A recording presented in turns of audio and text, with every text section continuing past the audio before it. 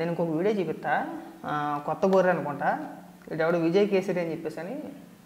జగన్మోహన్ రెడ్డి అసలు అసెంబ్లీకి ఎందుకు వెళ్ళాలి, వెళ్ళకపోవడమే కరెక్ట్, వెళ్తే ఉపయోగం ఏంటని మాట్లాడుతున్నాడు. ఆడి మీదనే వినిపిస్తాను చూడండి ఒకసారి. అసలు జగన్ గారు అసెంబ్లీకి ఎందుకు వెళ్ళాలి, అసెంబ్లీలో అపోజిషన్ వాయిస్ కి ఇవ్వాల్సిన డ్యూ రిగార్డ్ ఇవ్వకపోతే అసలు ఆ ప్లేస్ కి శాంక్టిటీ ఉంటుందా? అపోజిషన్ ఖచ్చితంగా ఎలక్ట్ అయిన తర్వాత, అంటే ప్రజలు ఎన్నుకున్నారు కాబట్టి ఎమ్మెల్యేగా గెలిచిన తర్వాత అసెంబ్లీకే వెళ్ళాలి. అసెంబ్లీకి వెళ్ళకుంటే ఇంట్లో కూర్చొని శంస ఆటాడుకుంటాడా? అసలే మాట్లాడతారా? అసెంబ్లీకి ఎందుకు వెళ్ళాలంటాడండి. మరి అసెంబ్లీ ఎందుకు పెట్టింది? దూల కాసుకోవడానిక? అసెంబ్లీకి ఎందుకు వెళ్ళేది? అవన్నీ ఏం తెలియదు. అసెంబ్లీకి ఎందుకు వెళ్ళాలని అడుగుతుంది. ఈడీ చేయకపోతారు, కళ్ళు అడ్డదిగా అటు ఇటు అటు ఇటు అటు తిప్పేసి, మూతి 4 సార్లు అష్టవంకర్లు తిప్పేసి, ఐడి విశ్లేషకుడే. నేను మేధావి, న్యూట్రల్ ముసుగులో ఉన్న మేధావుల మాట వీళ్ళంతా కూడా. అసెంబ్లీకి ఎందుకు వెళ్ళాలి? మరి ఎక్కడికి వెళ్తారు? అసెంబ్లీకి వెళ్ళకపోతే ఎక్కడికి వెళ్తారు ఎమ్మెల్యే? అసెంబ్లీ సమావేశాలు జరిగేటప్పుడు అసెంబ్లీకి వెళ్ళకుంటే ఎక్కడికి వెళ్తాడు? అంతకన్నా పీకే పనే ఉంటుంది ఇంకా ఎమ్మెల్యేకి.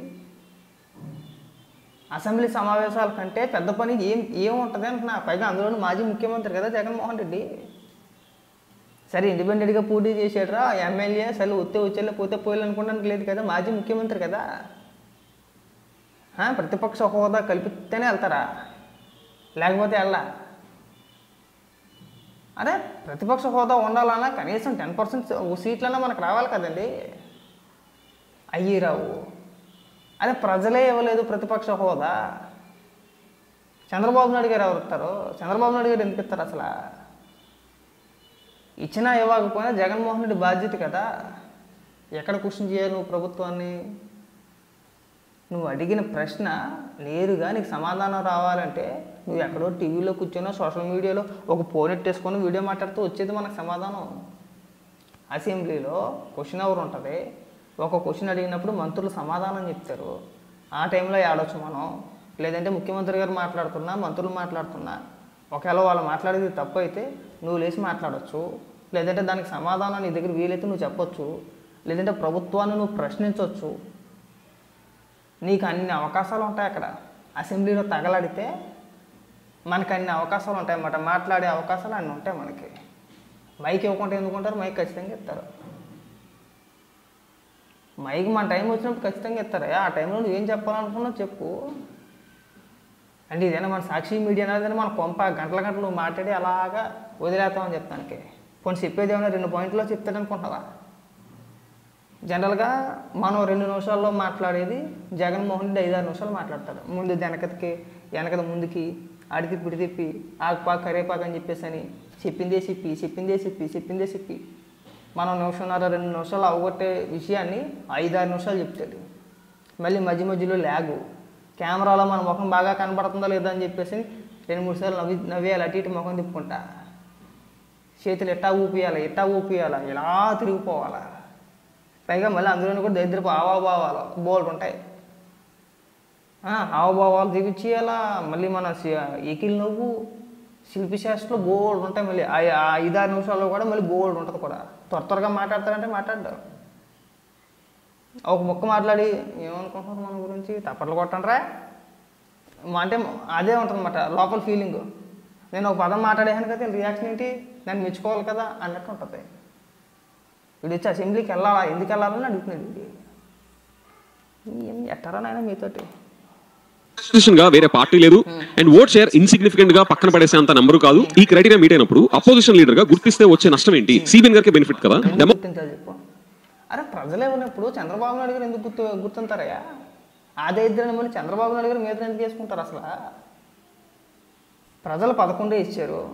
ప్రజలు 11 ఇచ్చినప్పుడు ప్రజలు ఏదైతే 11 స్థానాలు ఇచ్చారో ప్రజల అభిప్రాయాన్ని గౌరవిస్తూ జగన్మోహన్ రెడ్డిని ఎక్కడ ఉంచాలో అక్కడే ఉంచుతారు. అలా కాదని చెప్పేసి తీసుకొచ్చి అపోజిషన్ లీడర్గా కూర్చోబెడతారా? అదొక కాదు అయితే తెలుసు నీకు. ఎందుకంటే జగన్మోహన్ రెడ్డి అసెంబ్లీలో ఎప్పుడు మాట్లాడినా, గతంలో చాలామంది చెప్తా ఉంటే విన్నా, చాలామంది మాట్లాడారు. జగన్మోహన్ రెడ్డి ఇప్పుడు మాట్లాడినా మధ్యలో లేచి ఎవరో ఒకరు మాట్లాడేవారు, డిస్టర్బ్ చేసేవారు, సరిగా మాట్లాడనిచ్చేవారు కాదు. అందుకని చెప్పేసనే సభలోంచి బయటికి వెళ్ళిపోయాడు. మళ్ళీ నేను అసెంబ్లీకి రానని చెప్పేసానని మా మేధావి సాయాన్ని మాట్లాడుతున్నాడు. సాయన్న ఒక విషయం బాగా గుర్తుపెట్టుకో, అసెంబ్లీలో ఎవరు మాట్లాడినా నిజాలు మాట్లాడారు అనుకో ఎవరు అడుగురు. మనం మాట్లాడే ప్రతి మాట అబద్ధమైనప్పుడు ఖచ్చితంగా దాన్ని ప్రజల్లోకి వెళ్ళవరన్నా ఎలా అనేస్తారు? జగన్మోహన్ రెడ్డి గతంలో ప్రతిపక్ష నేతగా ఉన్నప్పుడు అసెంబ్లీలో అన్ని పచ్చి అబద్ధాలు మాట్లాడేవాడు. అధికారంలోకి వచ్చిన తర్వాత కూడా ముఖ్యమంత్రి హోదాలో అబద్ధాలే మాట్లాడాడు. నిజాలు ఎప్పుడు మాట్లాడాల, ఏ రోజు నిజాలు మాట్లాడాల. ఇప్పుడు ప్రతిపక్ష హోదా ఇచ్చినా సరే నిజాలు మాట్లాడతాడనే గ్యారంటీ లేదు, మళ్ళీ అబద్ధాలే స్టార్ట్ చేస్తాడు. మరి అబద్ధాలు మాట్లాడినప్పుడు లెగిసి ఖండించాల్సిన బాధ్యత ప్రభుత్వం వైపున ఉంటుందా ఉంటుందా? ఉంటుంది ఖచ్చితంగా. అడ్డు చెప్తారన్నా, జగన్మోహన్ రెడ్డి నువ్వు మాట్లాడేది అబద్ధమయ్యా అంటే నేను మాట్లాడిన దాకా ఆగనంటే కుదరదు. నువ్వు చెప్పేది పచ్చి అబద్ధం అయినప్పుడు మధ్యలోనే లేపి నేను అడ్డుకుంటారు. గతంలో జగన్మోహన్ రెడ్డి చెప్పేది ఎలాంటి సమాధానాలు చెప్పుకొచ్చారు కదా. ఎందుకు వెళ్ళాలి, తనక రాజీనామా చేసి ఇంట్లో కూర్చోవాలి. అప్పుడు అసెంబ్లీకి వెళ్ళినప్పుడు రాజీనామా చేసి ఇంట్లో కూర్చోవాలి. అవన్నీ చేయరు.